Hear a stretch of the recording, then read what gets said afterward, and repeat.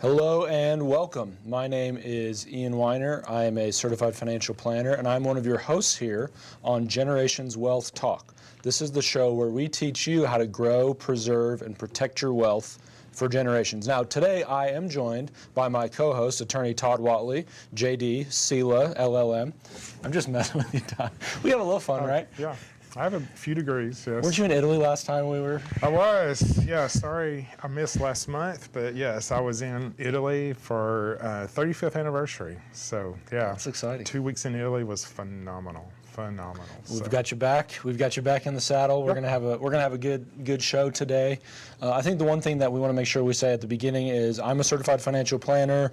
Todd is an estate planning attorney. But unless you hire us, we're not your financial planner and estate planning attorney. So the information on this show is general information only. It's not meant to be specific financial, tax, or legal advice. We got the fun stuff out of the way, Todd. Okay.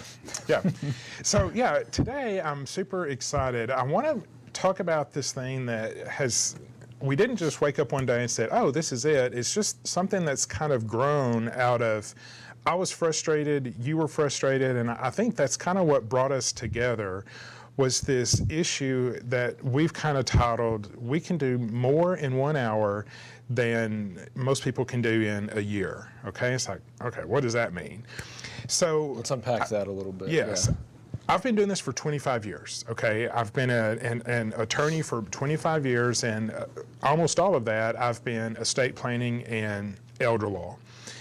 And I was frustrated because people would come to me as their attorney, and I would do their legal documents. I would get everything in very good order so that they didn't go through probate, so that they had someone to do things for them if they become incapacitated, or even before they became incapacitated. And I thought the legal work was really good, but I saw things from things that they told me that their financial situation wasn't great. I could see improvement, and at that point I was not licensed in financial advice, and I was seeing there's some things that need attention. Can I talk to your financial advisor? They're like, sure.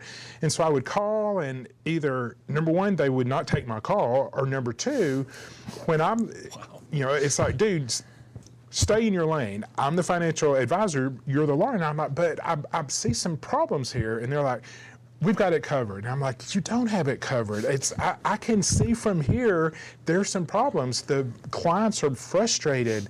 I'm frustrated. We've got to get the financial component. The legal side's taken care of, but the financial part is just not being done very well. And we need to do something different. And so I'd say, go talk to your financial advisor about this. And they would schedule an appointment a few weeks to a month or two down the road, and they would meet with them, and then they would come back and see me.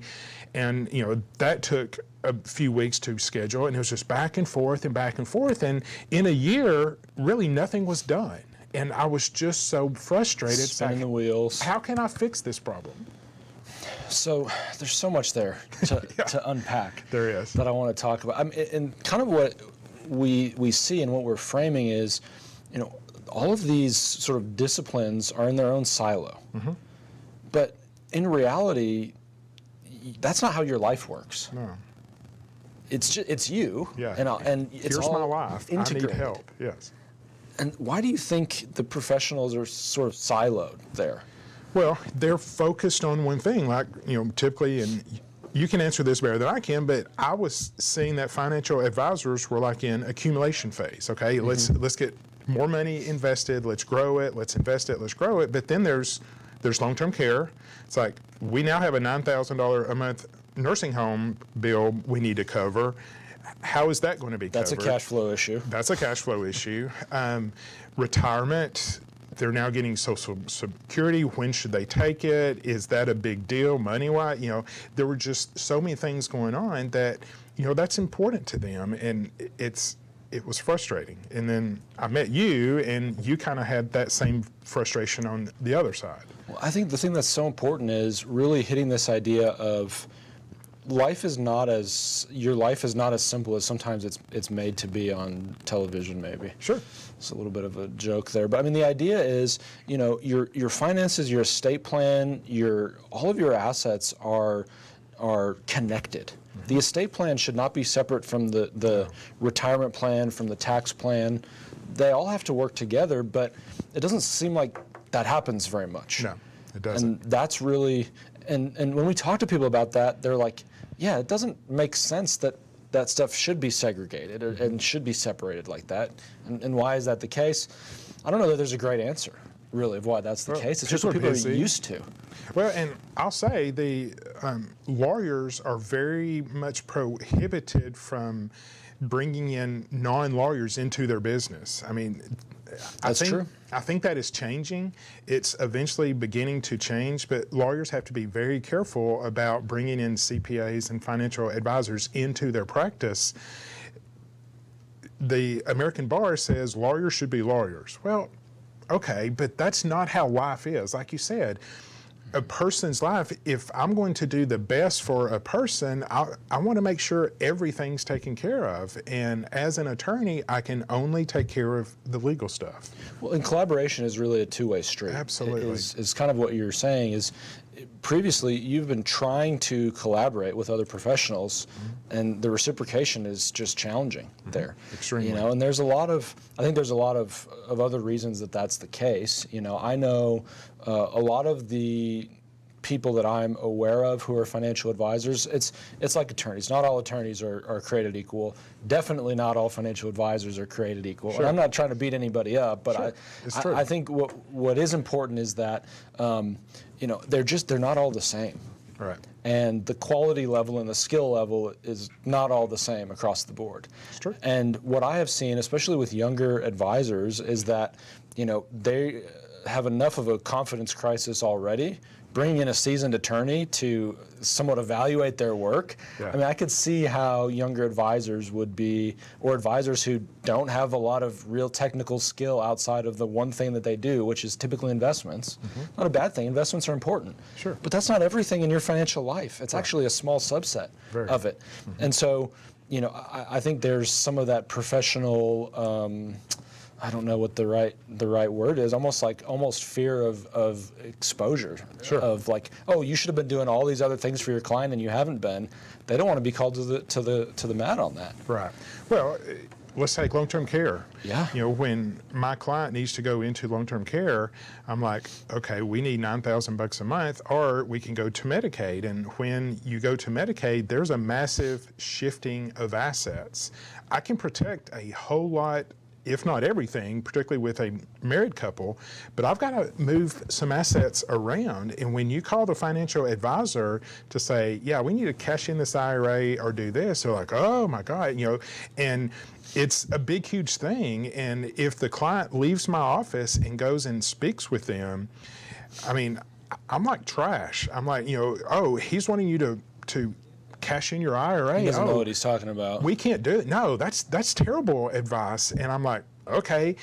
And then the financial advisor, eventually, if they do call me, it's like, why are you doing this? I'm like, we have a $9,000 a month bill we need to pay. Well, I'll work with them and we'll figure that out. I'm like, but your client's been sick for 5 years. What have you done to help this 5 years ago? This is not something you do today. This has been neglected. I can fix this problem today, but you've got to do what the client says and cash in that IRA. Yeah, there's going to be a tax hit of $30,000, $40,000, $50,000, but we're also spending $9,000 a month on the nursing home. In 6 months, that tax bill's disappeared by the benefit that I'm going to get them. Yeah. It's very awkward. It's a very high stress situation to say, this is not a good situation and I can fix it. But had we backed up 5 years ago, and if that advisor had worked with me to say, okay, Todd, how does this work? What can we do? There's a lot of things we can do early to make that event of going into the nursing home not devastating. And sometimes very natural transition. Well, I think it's interesting, and I appreciate the kind of conversation around that process. I try to be very empathetic, Sure. but I don't think like that prototypical advisor that you're, Okay. and so sometimes it's hard for me to get my brain into their head a little bit, because this is why we work well together, is because we think extremely proactively. If there's going to be a problem, we want to deal with it now rather than 5, 10, 15, 20 years from now, because frankly, we're a little bit selfish. We just don't want to worry about it. So we just get it over with. Yeah. And then Let's everyone's get it over. experience is better. Yeah. So yeah, like you said, that's why we work together, okay, is because I've learned from you and you've learned from me the way that I think as an estate planner and as a Medicaid person to say, look, we've got this wealth, just like our name is, here's this wealth. We don't want to burn it up today. We want it to go to future generations. And there are things we can do in crisis. Please understand, if you're out there and you're paying privately for the nursing home, you've got to give us a call. Yes. There are things we can do, Immediately. okay? The Medicaid program is there. All nursing homes take Medicaid. Your care's not different if you're on Medicaid. I mean, that's a whole show within itself. But we can do things in crisis, but we can do so much more earlier. If we can catch you 5 or 6 years early, there's some really cool things we can do to protect assets from both spouses, to get proper insurance in place. I mean, it's a comprehensive plan that the financial advisor has to be involved in, and that's why we've started working together, because you're there with us. And so, like we said at the beginning, with both of us sitting in the meeting, we can do more in an hour than it takes a lot of people a year or two to do. Or in some cases, sometimes a decade. never gets done. Yeah. I think that's an important point that we should talk about too. One of the challenges here in this situation is trying to translate what the attorney or what the advisor is saying. I mean, let's be very transparent. We live in this world all the time, and there are lots of technical words. The language is technical. The system is complex. And so, trying to understand that quickly as the client to get, in your case, 25 years of estate planning experience, to understand that in an hour and then try to translate that to an advisor who also does, let's just be candid, most of the time doesn't understand most of that stuff. Of course it gets lost in translation. It's that old telephone game. And so how many times going back and forth does that cause communication breakdown? Is extremely inefficient, number one, but number two, the risk there is A, nothing gets done, or B, what gets done doesn't work. Yeah. And that's a huge, huge risk. Yeah. And it's just crucial that both parties get together and sit down in the same room, and that both professionals kind of know what the other one's thinking. And that's where you're bringing two different people from two very different worlds trying to come together and solve a problem. Sorry. Sorry about that. We are humans. We are humans. This is part of it. But I think that's a good point. Is we have our own expertise, our respective expertise. But when you put both of those lenses together on the situation, we're able to cover a lot more ground, and we're able to see blind spots that independently we may not see, or that the client may not see. Yeah, it's incredible that just coming together is. It seems so simple. It's like, okay, get both of the people in the room at the same time. And it's not just getting two people, but those two people really do need to understand each other. And we're about to take a break in just a second, but when we come back, I do want us to talk about, there's been times when we actually tell the client, excuse us for just 1 second, and we're like, you would think we were arguing, but we're really just advocating for, no, here's the thing. And you're like, no, here's the thing. And I'm like, and we're back and forth, but it's just phenomenal that for that to occur in a 10-minute conversation between the two of us solves tens, hundreds of thousands of dollars worth of problems. Well, we've got some examples when we come back. We'll walk through some scenarios, and the cost of not taking action and the cost of not planning is extraordinary. Yeah, so stick with us. We are going to bring some real life examples of that, obviously without names, but we will bring some real life examples of how we have seen that and how we solved the problem. Okay? We'll be right back. Since 2008, Joel's Upholstery and Fabrics in Bentonville has been your go-to destination for top-notch upholstery and fabrics. With over 25,000 yards of in-stock upholstery and home decor fabrics, vinyls, leathers, and a vast design library, we make reupholstery easy and affordable. Our expert staff is available Monday through Friday from 8 a.m. to 4 p.m. to assist you. We cater to both commercial and household upholstery needs. Stay updated on our latest news, sales, and projects by following us on Facebook and Instagram. Welcome back. My name is Todd Watley. I'm a certified elder law attorney, and I'm here with Weinder. And we were just talking about how some of the frustrations I had, and I'm sure financial advisors have, about different silos, different professionals being in their lane and fixing that problem. But in our clients, their issues are more than just legal, and it's more than just financial. They do have those issues. They're integrated. But to combine those is crucial, and how we were having trouble doing that. And so I want to talk about, there just in the last week or two, there's been a client that came in and had a fair amount of money, and I, as the attorney, I tend to focus on death and dying. I mean, as an elder law attorney, I do focus on the few years before death with long-term care, things like that. We solve that with powers of attorney, okay? But the trust, the estate planning documents make sure that at their death, things go where they need to go. In our conversations, we don't really bring up hopes and dreams and, okay, you now have this money and what do you want to do with it? That tends to come up with the financial advisor.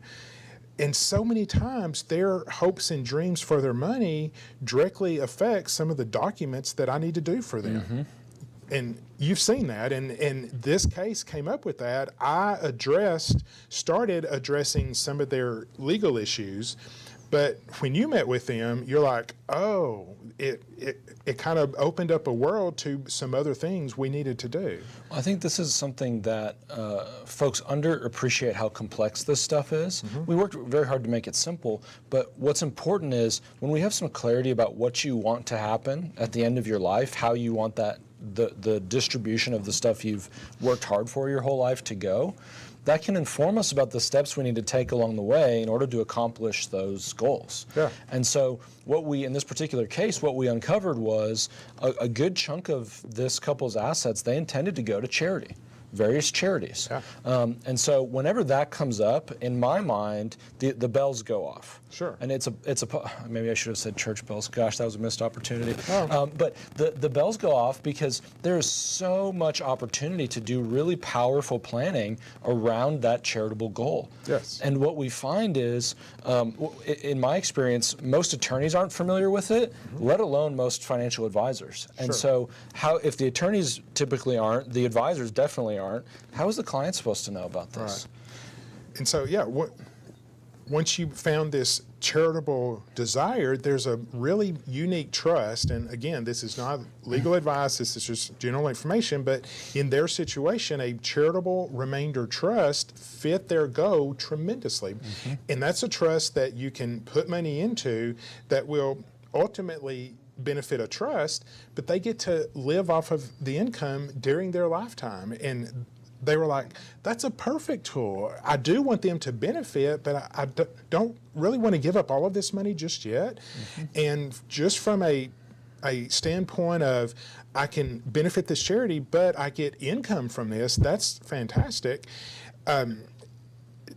Plus, there are some significant tax issues with that in addition to doing exactly what they want, we can also save a fairly large amount of taxes, and that would have never come up had you not been in the room with us. And in this case, it's very interesting because there are they have some deferred taxation on IRAs, 401ks, and this is a common situation that we see. The bulk of retirement savings for most folks are in deferred retirement accounts, IRAs, 401ks, that causes a future tax liability. And so the typical advisor's approach to that is defer, delay, we'll just figure that out later.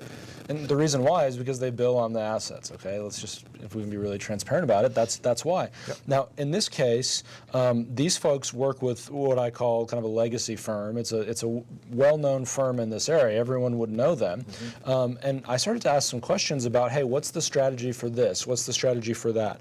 I asked, hey, what's the strategy for claiming Social Security? And they said, well, they run a bunch of projections on all this stuff, and they figured out that this was right. And I was like, okay, but what about, I asked, what about provisional income? Did they talk to you about that?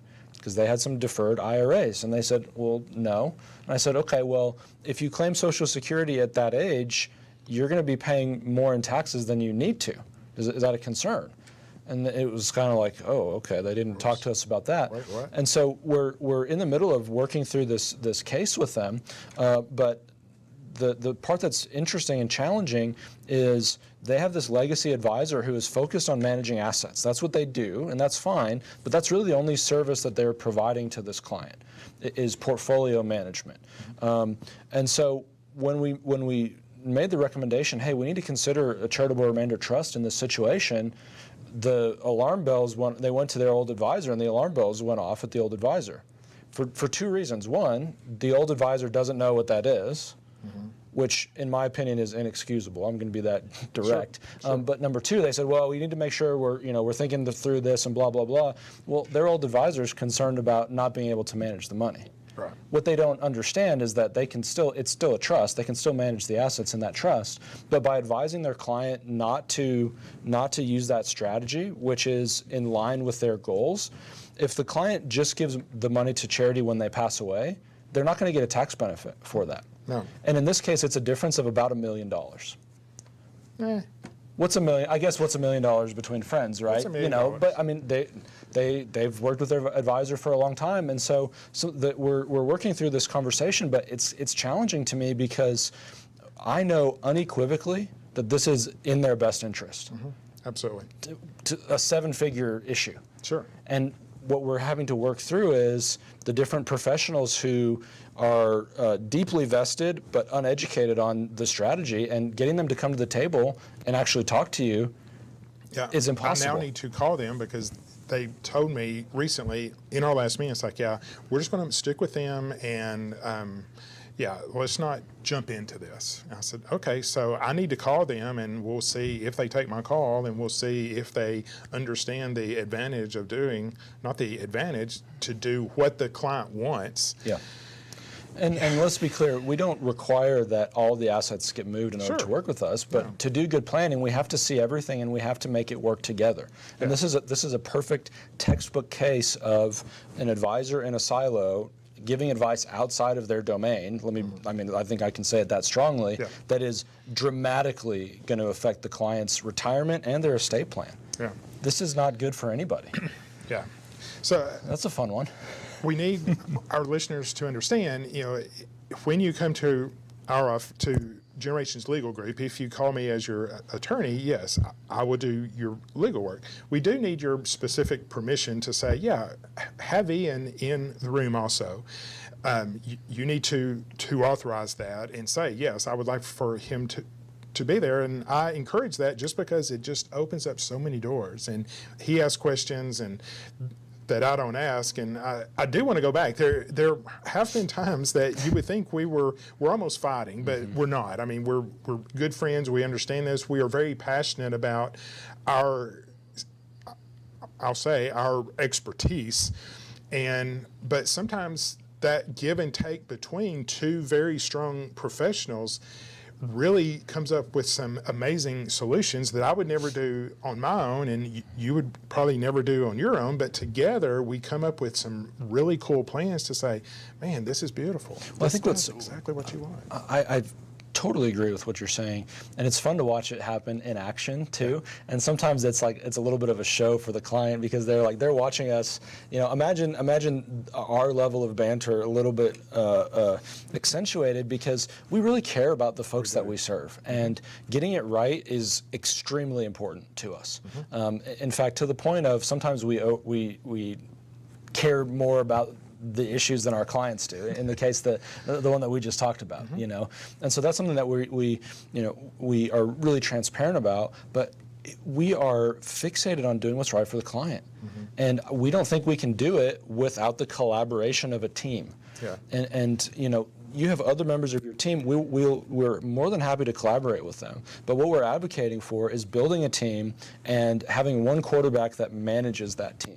Because no matter if you're younger and you're finding business success, or if you have accumulated professionals over your life and you're entering or you're in retirement, you tend to have professionals in a handful of different disciplines. Your banker, your tax preparer, your insurance person. You might have a financial advisor.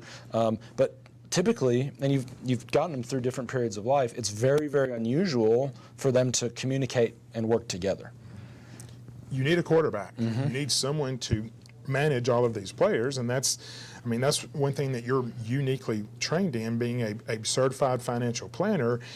You're kind of trained to be the quarterback. I can talk in all of their languages. Yeah, and it's just amazing how that level of professional relationship just does tremendous things for clients. And we're super excited about this. This is something that I've added just over the last year and a half or so, and clients are really loving it. Clients are leaving our office with a huge peace of mind to say, wow, okay, this is finally taken care of, and what I was thinking that I wanted is now being implemented, and this is really cool. Well, I think what happens when we're focused together on not just like selling something, I think that's can be a problem with a lot of professionals, is they're just focused on whatever their one product is. What we're focused on is really unlocking possibilities for our clients. In a lot of cases, especially when it comes to retirement and estate planning, it's just confusing. There's a lot going on. The rules continue to change.